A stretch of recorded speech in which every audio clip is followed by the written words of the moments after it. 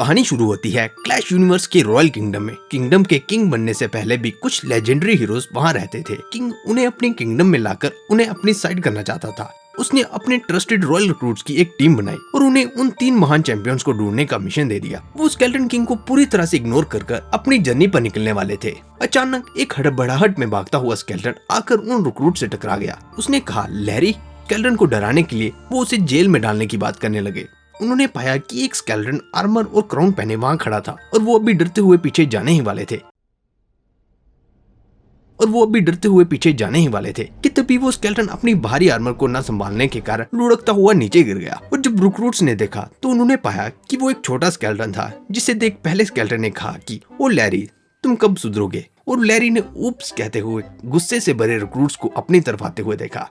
गुस्से से भरे रिक्रूट्स को अपनी तरफ आते देख लैरी खुद को एग्जीक्यूशनर के हाथों एग्जीक्यूट होता हुआ इमेजिन करने लगा, क्योंकि वो जानता था कि किंग ने उससे पहले भी उसकी शरारतों के लिए उसे वार्निंग दी थी और उसकी इस शरारत से वो बिल्कुल भी खुश नहीं होने वाला था। लैरी उम्मीद खोने ही वाला था कि तभी उसके भाई ने उसे कहा लैरी कि ये अच्छा समय होगा कि तुम इन्हें स्केलेटन किंग के बारे में वो बताओ जो तुमने मुझे बताया था। क्या तुम भूल गए कि मामा विच ने हमें यहाँ क्यों भेजा था। जिसे सुन लैरी ने कहा कि अगर मैं उन्हें बता भी दूं तो भी कोई मेरी बात मानेगा नहीं। और जब रॉयल रिक्रूट्स ने एक बार फिर स्केलेटन किंग का नाम सुना, उन्होंने रुकते हुए कहा एक मिनट, क्या तुम दोनों सच में स्केलेटन किंग को जानते हो। जिसे सुन लैरी ने कंफ्यूजन में कहा अगर मैं हाँ कहूँ तो क्या तुम हमें एग्जीक्यूट नहीं करोगे। रॉयल रिक्रूट्स ने कहा एग्जीक्यूट, इश क्या कह रहे हो। तुम जानते हो हम रिक्रूट्स वायलेंस बिल्कुल पसंद नहीं करते। वो तो बस किंग के मिशन के कारण वो थोड़ा प्रेशर में थे, जिसके कारण वो उन्हें डरा रहे थे। जिसे सुन लैरी ने अपनी शरारती अंदाज में उनसे पूछा ओ सीक्रेट मिशन, क्या तुम हमें बता सकते हो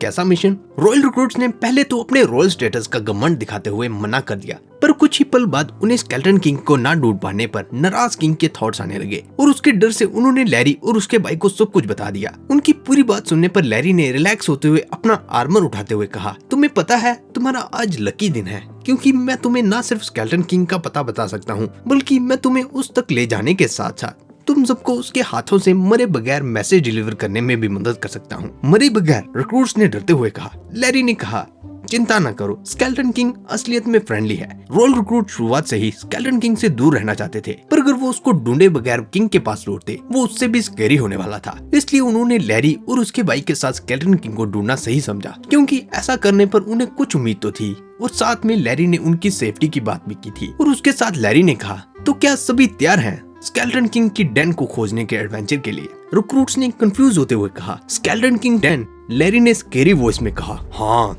और क्या तुम्हें पता है कि क्लैश किंगडम से बाहर 3 स्केलेटन किंग्स की सीक्रेट डेन है। वो सिर्फ मैं ही जानता हूँ कि स्केलेटन किंग कहाँ रहता है, तो इस सफर में मुझे इग्नोर मत करना। रिक्रूट्स ने कहा जैसा आप कहें लिटिल मास्टर। रॉयल रिक्रूट्स ने स्केलेटन किंग के बारे में सोचते हुए लैरी से पूछा पर तुम्हें स्केलेटन किंग के बारे में कैसे पता है, और किसी को भी उसके बारे में पहले क्यों नहीं पता था। क्या वो किसी सीक्रेट स्केलेटन सोसाइटी में रहता है। लैरी ने कहा फिक्र न करो, ये सफर लंबा होने वाला है। वहाँ पहुँचने तक मैं स्केलेटन किंग के बारे में तुम्हें सब बता दूंगा जो भी तुम्हें पता होना चाहिए। और फिर स्केलेटन डेन के सफर पर चलते हुए लैरी ने कहा तो तुम सोच रहे होगे कि एक छोटा सा स्केलेटन किंग को कैसे जानता है। तो ये बात आज से लगभग 2 साल पहले की है, जब मैं क्लैश विलेज से रॉयल किंगडम में पहली बार आया था। और जितना औसम मेरा वहाँ तक पहुँचने का सफर था, उतना ही वहाँ एक रॉयल गार्ड की तरह काम करना एक्साइटिंग भी था। वो एक बहुत इम्पोर्टेंट जॉब थी, पर जैसा कि क्लैश एम्पायर में सब जानते हैं कि लैरी हमेशा लैरी रहेगा, इसलिए अपने पहले ही दिन मेरी खाली खोपड़ी में एक आइडिया आया कि मैं उस चीज को उठाऊं जिसे हमें गार्ड करने का काम दिया था।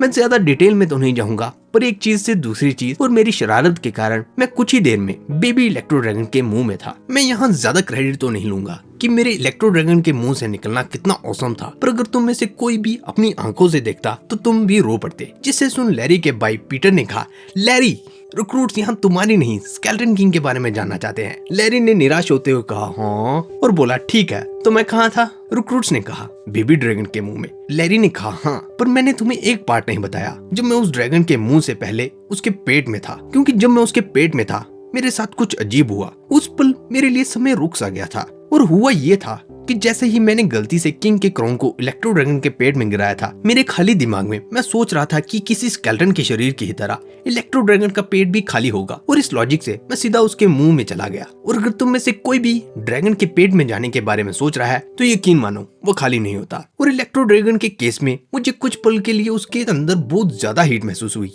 पर क्योंकि वो हिट मुझे कुछ ही पल के लिए महसूस हुई थी और उसके पेट में मुझे किंग का क्राउन मिल गया था, इसलिए सब कुछ इग्नोर करते हुए मैं उसे लेकर बाहर आने की तैयारी करने लगा। पर याद है जब मैंने कहा था कि मेरे उसके पेट में जाते ही समय रुक सा गया था। मुझे ये रियलाइज होने में कुछ समय और लगने वाला था, पर असलियत में मेरे लिए केवल समय ही नहीं रुका था, बल्कि मैं उस समय बेबी ड्रैगन के पेट में ही नहीं था और जो क्राउन मैं पकड़ने की कोशिश कर रहा था वो किंग का तो था, पर वो स्केलेटन किंग का था। उस पल कोई भी डरता या फिर घबराने लगता, पर सभी ये जानते हैं कि मैं कितना बहादुर हूँ। उसके भाई पीटर ने इंटरप्ट करते हुए कहा, और बेवकूफ। लैरी ने कहा, नहीं, मैं बहादुर कहना पसंद करता हूँ, और कहानी को कंटिन्यू करते हुए कहने लगा,